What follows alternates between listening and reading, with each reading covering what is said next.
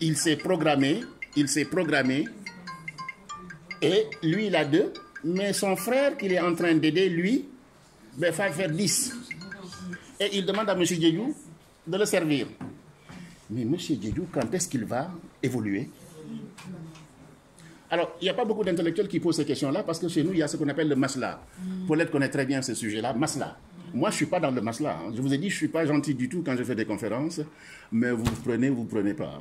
Mais moi, je vous balance la vérité et je m'en vais. Bien. Donc, ça, ce sont les mots. Il y en a plein. Il y en a plein. Et l'Africain a l'habitude de couper la branche sur laquelle il est assis. Exact. J'ai un ami qui est ici, qui gagne 7 000 €. Il n'a besoin de rien. Il a créé une entreprise au Ferlo pour faire travailler les gens. Les 2 premières années, il avait un riz de qualité. La 4e année, vous savez, parce qu'ils vendaient au poids, ils ont mis des cailloux dans les sacs de riz. Il a quitté Paris, il a débarqué. Il les a tous appelés. On va faire la pesée. Il regarde dans le sac, il n'y a pas de cailloux, ça part. Il y a du caillou, il dit au comptable, tu le payes, il fout le camp. Vous savez qui est-ce qu'on a appelé comme d'habitude au Sénégal? Les marabouts, les chefs de village, pour venir arranger le problème. Mais est-ce qu'ils avaient arrangé le problème avant? Non. Est-ce qu'ils lui avaient demandé d'être éthique et moral? Parce que notre religion nous exige d'être juste. Riba, la notion de riba. D'être juste. Mais est-ce qu'avant, il l'avait appelé? Est-ce qu'il avait donné des conseils? Non, il profitait de ça. Alors, j'ai entendu dire qu'au Sénégal, ce n'est pas voler qui est un problème, c'est manquer de donner. C'est-à-dire que tu peux voler. Tant que tu donnes à Rama, à M. Diédhiou, tout va bien. Mais ça, c'est injuste. Je vais interdire de voler pour que Rama, le jeune homme qui est là, qu'il puisse en profiter. Avant-hier, j'ai offert un livre à un ami qui travaille sur un truc. Chaque citoyen, un revenu. Mais c'est ce que vous voulez faire. En tout cas, je vous le souhaite. En tout cas, si on suit la théorie, on arrive à ça. Et quand on arrive à avoir son salaire et son revenu, on a une petite dignité. On participe à l'économie et on est dans la solidarité active. On va dire que ce sont des théories de sociologie ou de philosophie bornées. Mais c'est une triste réalité. Hein. Ce que je vous dis, ce n'est pas la grande philosophie, c'est de la... Vraiment, c'est du béaba. Hein. Tout le monde peut dire ce que je dis là. Donc, il y a des mots qui nous pèsent, qui nous mettent en bas, qui nous évitent de monter. Alors que, mais on n'a que des talents. Mais je viens de découvrir, ce n'est pas pour flatter M. Diédhiou, mais qui est très brillant dans les nouvelles technologies. Il y en a plein. Le fils de Paulette, dans d'autres domaines. Mais on a des jeunes qui sont bons. Ce n'est pas ça notre problème. Barack Obama est venu au Ghana. Il a dit, je vous ai écouté. Mais en vous écoutant, j'ai compris que ce n'est pas les ressources humaines dont vous manquez. Hein. Ce n'est pas les intellectuels dont vous manquez. Hein. Ce que vous manquez, c'est un problème d'organisation et d'institution. Il vient des États-Unis. Hein. Il dit, je vous ai écouté. Il dit, je vous ai écouté. Mais c'est des problèmes d'institution. Mais les ressources humaines, non. J'ai écouté quelqu'un, un chercheur africain, qui a créé des drones pour l'épandage dans l'agriculture. Il a créé un drone pour aller amener des médicaments. Par exemple, quand un serpent vous mord, il n'y a pas de pharmacie là-bas. Tout de suite, le drone va transporter le médicament rapidement. Vous savez, nos routes, comment ça se passe? Hein, pour faire 10 km, vous faites 4 heures, 5 heures, etc. Donc, il a créé des drones pour ces petites choses-là. Quelqu'un a dit, vous savez, on est tellement intelligent, mais quelquefois on voit la solution à côté, mais on va chercher plus loin. On fait du mimétisme servile. Diédhiou, on en a parlé rapidement quand on s'est rencontrés tout de suite. Vous m'avez dit, souvent on a la solution, mais on ne sait pas l'utiliser. On ne l'utilise pas, on va singer, on va mimer. On l'a dit tout à l'heure. Moi, je ne le connaissais pas, Diédhiou.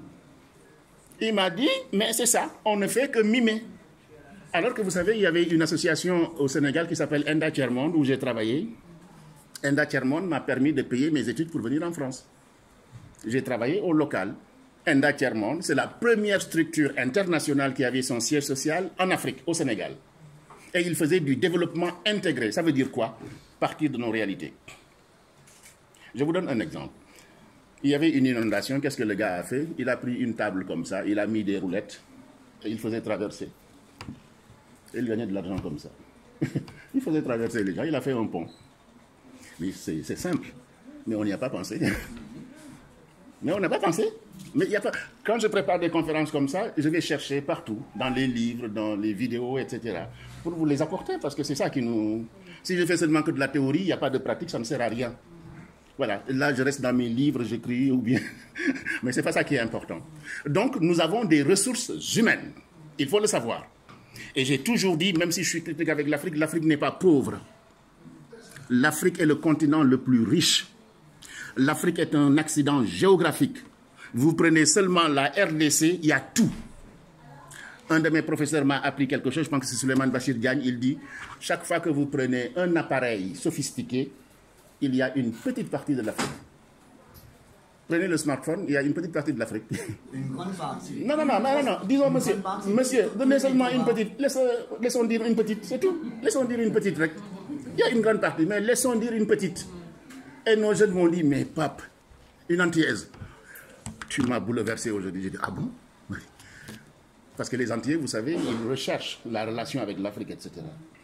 Il m'a dit, mais tu m'as fait découvrir quelque chose que je savais, mais que je ne savais pas comment l'exprimer. J'ai dit, ben oui, tout ce qu'il y a une part d'Afrique. Mais ça va où? Ils vont le chercher chez nous, ils le ramènent chez eux, ils le travaillent, ça nous revient plus cher. On appelle ça la détérioration des termes de l'échange. Nous, on apprenait ça au lycée, il y a 50 ans. Jusqu'à présent, c'est ce qui existe.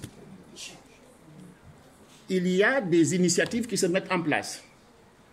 IBC Invest, SICA, qui essayent de mobiliser des gens pour faire ensemble, mutualiser. Parce que ce qui nous manque, c'est de mutualiser. Vous avez des associations ici à Paris, je pense à Mama Doukara, qui a une association qui travaille beaucoup avec les artisans. Qu'est-ce qu'elle fait? Elle va chercher les meilleurs artisans d'Afrique pour les faire travailler et venir vendre ici comme ces beaux trucs que je vois là. La qualité, on va chercher. Vous avez J'ai du style, c'est Rokhaya Ndiaye aussi, qui est une psychologue, qui a développé un commerce autre, un commerce intelligent. C'est elle qui, on est en train de travailler sur un sujet, par exemple, sur la mentalité. Vous savez, il y avait une émission à la télévision France 2 où on avait demandé à nos enfants de choisir une poupée blanche et une poupée noire. Je ne sais pas si vous avez vu ça. Nos enfants ont choisi la poupée blanche. Tout le monde a crié. Je leur ai dit, pourquoi vous criez? C'est un processus. Pourquoi vous criez? Est-ce que vous avez déjà montré une poupée noire à votre enfant? Mais nous, en Afrique, nous, on a fait des poupées.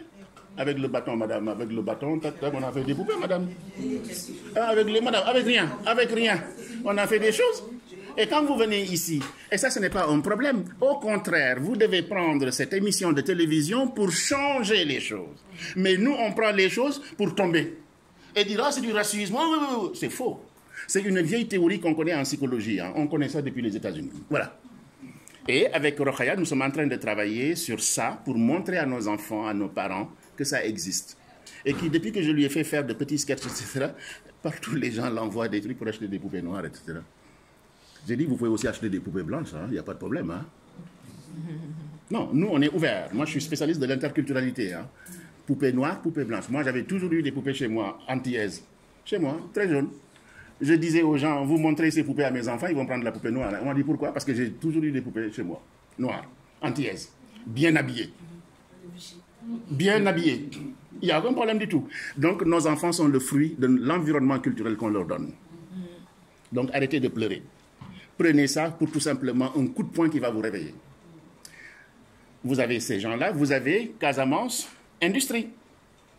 Vous allez en Casamance, nous sommes riches en fruits. Ah, je dis nous, parce que moi je suis casamancé d'adoption. J'ai grandi en Casamance, je suis du Sénégal oriental. Mais j'ai grandi en Casamance, je me réclame de la Casamance. Je parle Diola. Quand les jeunes viennent me voir et je leur dis que je connais le Kajando, le Kumpo, ils me disent que c'est pas possible, cet intellectuel-là. Je dis, mais je vais aux toilettes comme tout le monde. Hein. C'est pas parce que je suis un intellectuel que... Non, je vais aux toilettes. Hein. Ben oui, je connais le Kajando, j'ai travaillé dans la terre. Mon père était directeur d'école, mais m'a appris la terre. C'est aussi simple que cela. Casamance Invest. Allez, en Casamance, les mangues pourrissent. Au lieu de se poser la question, que faire? Non, il reste comme ça. Mais vous prenez les mangues, vous faites des mangues séchées, vous faites du jus, vous faites de la compote, vous faites ce que vous voulez, etc. De la confiture, etc. C'est là où je vais en venir pour dire tout simplement que quelqu'un disait, tant que nous n'aurons pas des industries en Afrique, nous n'en sortirons jamais. Donc créons des usines de transformation. Créons des unités de transformation dans nos pays au lieu de pleurer, de pleurer, de pleurer. Créons des filières. En ce moment, c'est les acajou qui ne marchent plus. Il y a des tonnes et des tonnes au port de Dakar. Parce que les Indiens sont venus, ils l'achètent 350 € le kilo. 350 francs CFA le kilo. Alors que normalement, le kilo, c'est 700 francs. Mais comme il y a une mévente, ils en profitent. Et regardez, quand j'achète ici, allez à Lidl acheter les 100 grammes coûtent 2,75 €.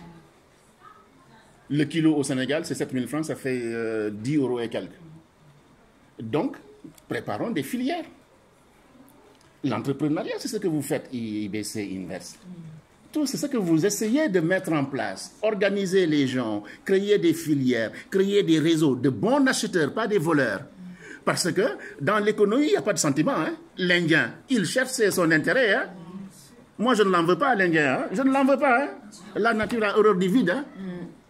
Moi, j'en veux pas à l'Indien. Hein? Mon frère avait 2 tonnes de acajou. J'ai contacté mes amis de... J'ai dit que moi, je ne connais rien en économie. Ouais, il y a un domaine où je ne connais rien, c'est l'économie. Le commerce, je ne connais rien. J'ai appelé mes amis de Casamance et tout. Ils lui ont donné des conseils. Voilà. Eux, ils savent comment ça se passe, etc. Ils vont lui donner des conseils, etc. Donc, il y a des structures qui bougent. Le Casamance Industrie, et je le dis, ce n'est pas pour faire de la publicité, commence à travailler en Casamance pour tout le Sénégal. Pas seulement pour la Casamance. Pour tout le Sénégal. Et partout en Afrique comme ça, vous avez des groupuscules qui travaillent. Madame Diallo l'a dit, mais qu'est-ce qui manque? La mutualisation des compétences.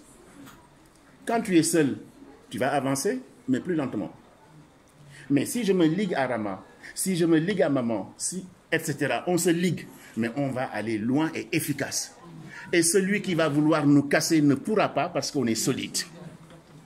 Et dans l'économie, c'est ça le problème. Le plus solide va essayer d'écraser. Je vous raconte une histoire, c'était avec la Côte d'Ivoire quand les Européens, avec l'Union européenne, ont voulu interdire, comment dire encore, un certain beurre dans le cacao. Ou bien ils ont introduit un certain beurre. Et le cacao de qualité, ils voulaient imposer le prix à Houphouët-Boigny. C'était à l'époque Houphouët. Mais Houphouët a refusé. Mais Houphouët a refusé. Parce qu'il y a des gens qui sont puristes. Parce qu'il y a des gens qui sont écolos avant l'heure. L'écologie n'est pas née tout de suite. Hein. Les gens racontent des histoires. Hein. Les Africains ont été écologiques depuis longtemps, hein, sans le savoir. Sans le savoir. Donc, mais Houphouët a refusé. Mais les puristes se sont battus pour qu'ils aillent acheter le cacao le meilleur, l'un des meilleurs du monde en Côte d'Ivoire. Mais si Houphouët avait baissé la tête, mais on se serait moqué de nous. Il avait le meilleur cacao. J'ai fait mes études à Besançon. Le meilleur chocolatier, il m'a dit, Monsieur Sissoko, moi j'achète mon cacao chez Houphouët en Côte d'Ivoire. Hein. Et ici, j'ai les puristes. Hein. Ils mangent 1 gramme de cacao, c'est meilleur que les 100 grammes que vous achetez avec le beurre mélangé, etc. Et qui vous donnent, vous savez, les nouvelles maladies, etc., etc. Donc, il y a du possible, il y a du potentiel, il y a des choses qui se passent. Et pour ça, il faut aller plus loin. Vous l'avez écrit, il faut éduquer, il faut instruire, il faut que nos mamans, nos enfants, qu'on arrête les mariages précoces. Je dis bien, je dérange, hein, les mariages précoces. Il faut instruire, il faut investir dans l'éducation, dans l'innovation, dans la coopération. Il faut lutter contre le vol, la corruption, parce que c'est ça, l'assistanat. Il faut apprendre à dire non et inciter, vous l'avez dit, Madame Diallo, et vous avez marché sur ma langue, c'est-à-dire qu'au lieu de donner tout le temps du poisson à quelqu'un, apprenez-lui à pêcher. Hein, et moi, c'est tout mon travail. Tu me demandes, tu n'auras rien. Tu me demandes, tu n'auras rien. Parce que je travaille dur pour avoir 1 euro. Mais si je sens, par exemple, à la Covid, je le disais à M. Guédiou, j'ai donné plus de 10 portables. Pourquoi? Parce qu'il n'avait pas d'ordinateur. Et je sais qu'avec la dématérialisation, il faut avoir un petit téléphone. Et comme ça, j'ai aidé des gens. Je n'ai pas besoin de dire ce que je fais, etc. Mais je vous le dis, parce que ce sont des choses que IBK, etc. Parce qu'en permettant aux gens d'avoir un revenu, vous leur permettez d'avoir une autonomie, vous leur permettez d'avoir ce qu'on appelle la dignité. La dignité. Mais vous savez, c'est tout un processus. Mais si vous les assistez tout le temps, ben, ils vont toujours attendre que Rama envoie. Je travaille beaucoup à Montreuil en ce moment. Et la difficulté que j'ai, c'est l'Africain et l'argent. Ils ont des enfants qui sont nés ici et ils disent tu envoies à Paulette, ta tante qui est au Sénégal, là. Tu envoies à Rama, qui est là-bas, là, au Sénégal. Tu envoies à truc. Le petit qui est né ici, là, il dit mais qui va payer mes charges, là? En ce moment, vous savez que l'électricité, tout a changé, là. Regardez vos bulletins, vos quittances de loyer. Tout a gonflé. Le gamin, il dit à sa maman, mais maman, mes charges là, qui va les payer? Qui va payer mes charges? Donc, ça crée des conflits dans les familles africaines de la diaspora. Ça, c'est un autre travail que j'ai fait à Montreuil notamment, parce qu'il y a beaucoup d'associations qui me sollicitent pour que je coach des éducateurs spécialisés, etc., à pouvoir parler aux parents et aux enfants. Et je leur dis, pas de bagarre avec les parents. Ça, c'est la tradition. Et nous avons besoin d'être solidaires. Mais dans la solidarité, il faut être rigoureux. Moi, je donne beaucoup. Mais d'abord, je paye mes 1 300 € de loyer. Parce que ça, si je ne le paye pas, ce n'est pas vous qui allez le payer. Hein? Déjà, vous avez des problèmes. Chacun a des problèmes. Hein? Donc, celui-là, je le paye. Je paye la scolarité de mes enfants, la cantine. Il y a du non négociable. Et quand ça reste, je regarde les priorités à qui je dois donner. C'est une autre dame qui n'a pas fait beaucoup d'études. Elle m'a dit, monsieur Soko, moi, je n'ai pas fait beaucoup d'études. Hein. Mais moi, quand l'argent vient, je le pose, je regarde. Et je fais un plan. Mais madame, je suis content quand quelqu'un qui n'a pas fait des études me dit qu'il fait du plan. Vous voyez. Donc, l'Afrique peut s'en sortir par l'organisation, par le travail, par l'exemplarité. Et j'ai oublié de nommer notre ami Mike Silla qui est ici. Mike qui est un grand designer. Qu'est-ce qu'il fait, Mike? C'est par l'exemple que les gosses le suivent. Ils voient ce qu'il fait. Mike, c'est le grand designer que vous allez voir ici. Et j'étais très content que vous l'ayez invité parce que ce n'est pas... C'est un grand, quoi. C'est pas... Paulette connaît, c'est pas un petit, quoi. Mike, c'est pas... Vous n'avez pas un petit ici, là. Hein? Je vous le dis. Si vous ne le connaissez pas, moi je le connais. Il vient des États-Unis, là. Il vient de passer 5 mois aux États-Unis. Ce n'est pas un petit que vous avez invité, là. Et les jeunes, quand ils voient Mike travailler, ils connaissaient Manu Dibango. Ils avaient... Ah ben voilà, bon. Ils ont fait des réseaux avec Manu Dibango, tous ces grands-là. À l'époque, il y avait une solidarité entre les anciens. Maintenant, on se tire dessus. Je vois Diédiou réussir, je vais chercher le marabout. Au lieu de l'applaudir. Moi, je vois Diédiou réussir, mais je l'applaudis. Regardez, je l'ai estimé tout de suite là quand il m'a parlé de ce qu'il fait, etc. Voilà, je suis content. Je veux qu'il aille loin. Peut-être que demain, j'aurai besoin de lui pour qu'il me fasse un truc. Ou bien je vois, vous me dites, monsieur Sissoko, j'ai besoin de tel. Je dis, ah, monsieur Guédiou, je connais quelqu'un, monsieur Guédiou. Il y a une dame, c'est madame Paulette, ton amie Fall. Il m'a dit, pourquoi je t'aime beaucoup? Parce que dès que je te demande quelque chose, tu mets en relation tout de suite. On l'a rencontré hier. Tout de suite. J'ai dit, mais c'est ça qu'on doit faire. Si moi, j'ai un réseau, mais pourquoi fermer le réseau? Mais vous l'ouvrez. Et on partage. Donc l'Afrique peut s'en sortir. L'Afrique doit aussi travailler sur les brevets, sur l'intelligence. Quand on invente, on fait des brevets parce qu'on est dans un monde de codification. Mais Dieu est grand, Dieu est grand. Il ne nous a jamais dit d'être con. Retenez bien ça. Donc tout ce que vous créez doit être codifié, inscrit quelque part. Sinon, il y a des gens qui sont malins, ils sont plus forts. Ils vont le piquer, le transformer, le revendre mieux. La dernière chose que je voulais dire, c'est sur la santé. J'ai écrit un article qui a beaucoup dérangé pendant la Covid, parce qu'on a passé tout notre temps, les gens ont passé tout leur temps à nous donner des vaccins. Vous avez vu ça. Quelquefois des vaccins tests. Mais, chers amis, vous savez qu'en Afrique, on a de grands laboratoires. On a de grands laboratoires. Vous savez qu'on a des scientifiques qui avaient trouvé des médicaments à Madagascar, etc. Mes chers amis, parce que tout simplement, les grandes pharmacies qui sont plus costauds, on dit niet. Nous, on a tué. Si nous ne sommes pas organisés, il est plus facile de vous taper. Il y a un adage peul qui dit quand tu danses, ne danse pas seul, ou quand tu chantes, ne chante pas seul. Et il dit quand vous avez un brin de le balai, il est là le brin, voilà, c'est ça. Vous prenez un seul brin, vous le cassez tout de suite. Voici un balai, cassez-le. Ils sont ensemble là. C'est sur cette image que je vais terminer. Merci beaucoup.